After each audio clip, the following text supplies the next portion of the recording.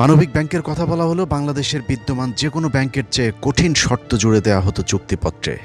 স্ত্রীদের নামে লোন নেওয়া হলেও সেই লোনের টাকা পরিশোধে ব্যর্থ হলে স্বামীর ঘরে টিনের চাল, গরু, মহিষ, এমনকি জমির ফসল পর্যন্ত তুলে নিয়ে যাওয়া হতো। মহাজন ইউনূসের ঋণের চাপে পিষ্ট হয়ে সারা দেশে অন্তত 450 মানুষ আত্মহত্যা করে, যাদের সবাই নারীদের নামে এসব ঋণ দেয়া হলেও আত্মহত্যা করা এসব মানুষগুলো সকলেই পুরুষ।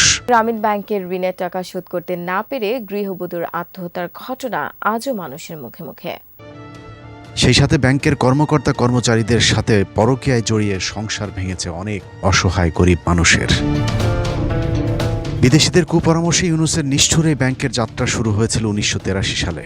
তবে বিদেশিদের এই কুমতলব যেন প্রকাশ না পায়, সে কারণে শুরুতে মাত্র 3 কোটি টাকা নিয়ে ইউনূস তার সুদের ব্যবসা শুরু করে।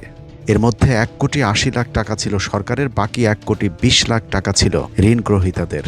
জনদরদি ইউনূসের ব্যক্তিগত কোনো টাকা ছাড়াই শুরু হয় কথিত গরিবের ব্যাংকের যাত্রা।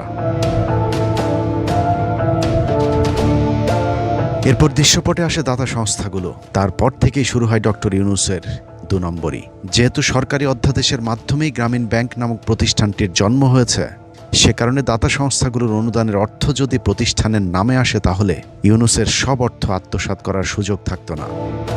কারণ লভ্যাংশ সরকার এবং ঋণ গ্রহীতাদের মাঝে ভাগাভাগি করতে হতো। কিন্তু ইউনূসের মূল টার্গেট ছিল ব্যাংকের লভ্যাংশ এবং দাতাদের ওই টাকা পুরোটা একাই আত্মসাৎ করা।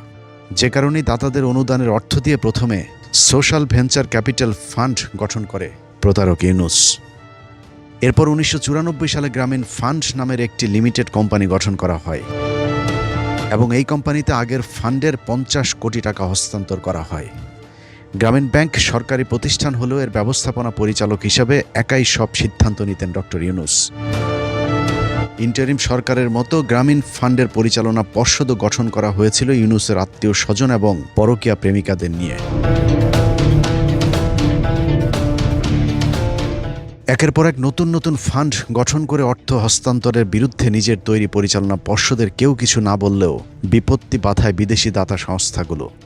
যে কারণে পরের 2 বছর আর নতুন কোনো ফান্ড হস্তান্তর করতে পারেনি Yunus.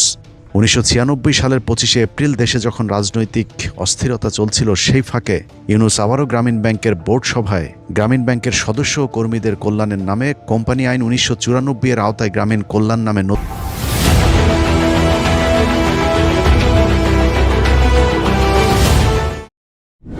Like, subscribe, share and press the bell icon.